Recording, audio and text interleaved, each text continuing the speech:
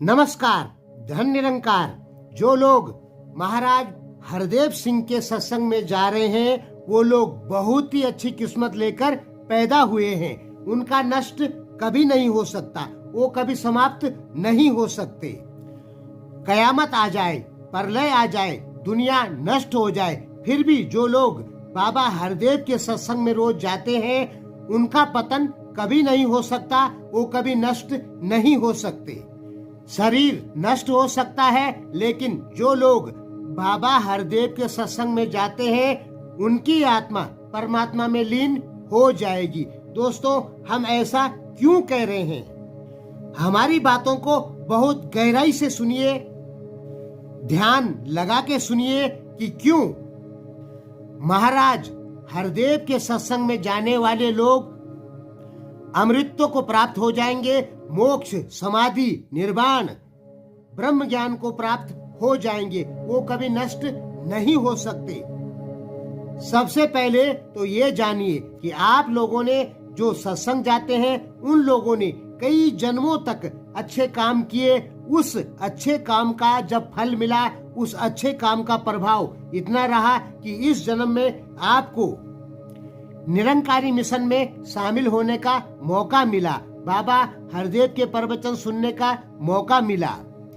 ये मत सोचना कि आप ऐसे ही सत्संग में जा रहे हैं, नहीं, इसके पीछे आपके कई जन्मों के पुण्य कर्मों का फल मौजूद है, तब जाके आपको सत्संग प्राप्त हुआ। हर किसी को सत्संग प्राप्त नहीं होता है। जिसने पूर्व जन्मों में कुछ अच्छे काम किए हो उसे ही सत्संग प्राप्त होता है। अब जानिए, सत्संग जाने वाले लोगों का कभी भी पतन नहीं होगा। क्यों नहीं होगा? देखिए, भारतीय दर्शन में 5500 साल पहले ही लिख दिया गया था, क्षिप्रम भवति धर्मात्मा स्वाछंति निगछंति कौन्ते प्रत्ये जानिहे नामे भक्त पर्णशति। इसका मतलब ये होता है दोस्तों कि किसी मनुष्य के अंदर उस परमात्मा का एक बीज यदि पड़ जाता है तो वो कभी नष्ट नहीं होता है। यदि वो दोबारा जन्म लेता है तो फिर मेरी ही पूजा करता है, मेरा ही सत्संग जाता है और अंत में वो मुझे प्राप्त करता है, यानी अंत में वो ब्रह्म ज्ञान में चले जाता है, उसे ब्रह्म ज्ञान हो जाता है और उसकी आत्मा परमात्मा में विलीन हो जाती है। मैं धन निरंकार के सत्संग में 2 बार गया तो मैंने वहाँ पे ये देखा कि वहाँ के लोगों में बाबा हरदेव के प्रति या इस सृष्टि को चलाने वाले निराकार ब्रह्म के ऊपर बहुत ही ज्यादा श्रद्धा है।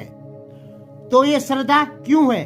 क्योंकि बाबा हरदेव जैसे महापुरुषों ने आपके अंदर परमात्मा का एक बीज रख दिया है और इसी कारण आपके अंदर सत्संग जाने की श्रद्धा है। ध्यान में रखिए, यहाँ पर अच्छे से समझिए कि आप जो अपनी मर्जी से सत्संग जा रहे हैं या आपके अंदर जो श्रद्धा का भाव है वो ऐसे ही नहीं है। वो महाराज की कृपा से आपके अंदर एक बीज डाल दिया, उस बीज के कारण आपके अंदर श्रद्धा पैदा हो गई और जिसके अंदर ये श्रद्धा पैदा हो जाती है उसका पतन कभी नहीं होता, यानी आपका पतन अब कभी नहीं होगा। आप एक न एक दिन परमात्मा को जरूर पालेंगे क्योंकि आपके अंदर वो बीज रख दिया गया है।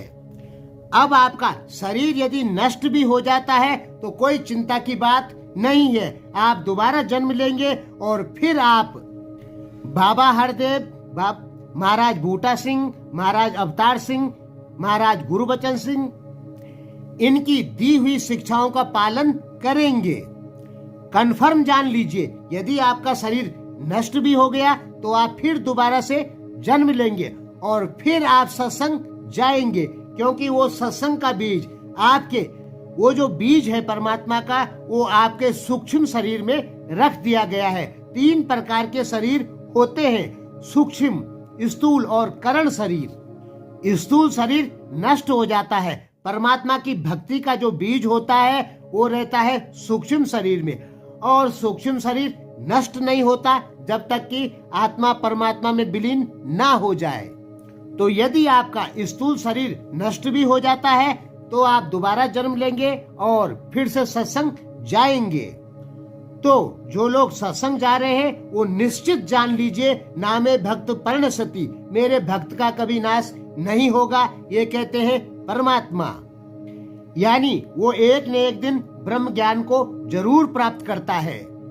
तो आज आपको क्या समझ में आया? आपको हमने ये समझाने का प्रयास किया कि आपके अंदर सत्संग के प्रति जाने की जो श्रद्धा है वही ईश्वर का बीज है, जो कि आपके अंदर महाराज ने भर दिया है।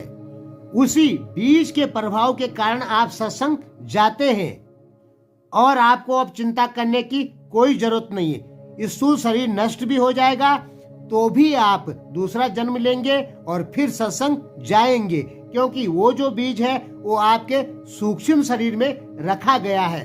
और सूक्ष्म शरीर जो होता है वो तब तक नष्ट नहीं होता जब तक ब्रह्म ज्ञान ना हो जाए, आत्मा परमात्मा में लीन ना हो जाए।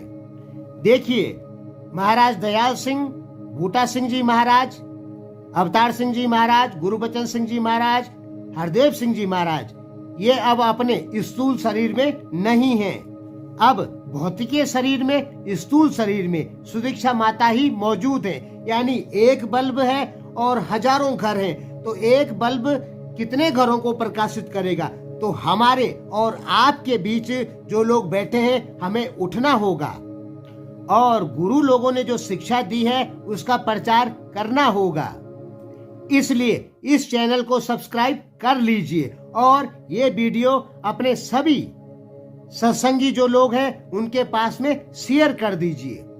अगले भाग में हम आपको बताएंगे महाराज हरदेव सिंह जी, उनको ब्रह्म ज्ञान का किस प्रकार का अनुभव था, हम आपको बताएंगे अनुभव। किताब पे लिखी हुई बातें बिल्कुल नहीं बताएंगे। यानी अगले भाग में हम आपको बताने वाले हैं महाराज बूटा सिंह से लेके और महाराज हरदेव सिंह जी तक ये अपने दिमाग में, दिल में क्या सोचते थे ब्रह्म ज्ञान के बारे में, इन्हें किस प्रकार का अनुभव होता था ब्रह्म ज्ञान को प्राप्त करके। ये अनुभव हम आपको इसलिए बताएं कि जो गुरुओं को अनुभव हुआ है ब्रह्म ज्ञान का, वो आपको भी हो जाए। ध्यान में रखिए, ब्रह्म ज्ञान का अनुभव हमें भी नहीं है, लेकिन हम इस दिशा में पिछले 38 साल से लगे हुए हैं। आपने अब जाके कहीं धन निरंकार के बारे में सुना होगा। मैं जब 8 साल का था तो हमने उसी समय महाराज बूटा सिंह जी, महाराज अवतार सिंह जी की लिखी हुई चीजों को पढ़ना शुरू कर दिया था। तो वही अनुभव हमारे पास में हो चुका है पिछले 38 सालों में। तो महाराज का अनुभव हम आपके पास में शेयर करेंगे, आपको बताएंगे इससे होगा क्या। इससे हम भी ब्रह्म ज्ञान की तरफ आगे बढ़ेंगे और आप भी ब्रह्म ज्ञान की तरफ आगे बढ़ेंगे। आपको जो अनुभूति होगी वो आप इस चैनल पे आके बोल सकते हैं और सबके सामने बता सकते हैं। इस चैनल पे अकेला मैं ही नहीं बोलूंगा, आप भी बोलेंगे, जो महात्मा लोग हैं वो भी बोलेंगे। धन्यवाद और प्यार से बोलिए धन निरंकार।